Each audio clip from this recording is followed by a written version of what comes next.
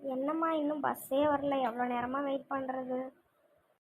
Bus வரும் சத்யா, பார்த்துட்டு தானே இருக்கோம், வந்துடும், வெயிட் பண்ணு. ஆமாண்டா, நீயும் வர பார்க்குற பார்க்குற மாதிரியும் தெரியல. பேசாம இவளை விட்டு வேற பின்னாடியாவது சுத்துடா. எது வேணாலும் சொல்லு, ஆனா சத்யாவை விட்டுட்டு வேற யாரு பொண்ணையாவது பாருன்னு மட்டும் சொல்லாது. சத்யாவை தவிர இந்த ஜென்மத்துல வேற யாரும் நான் நினைச்சே பார்க்க மாட்டேன்டா. என்னடா பேசிட்டு இருக்கீங்க? சும்மா தான்டா, ஒண்ணுலாம் இல்லடா.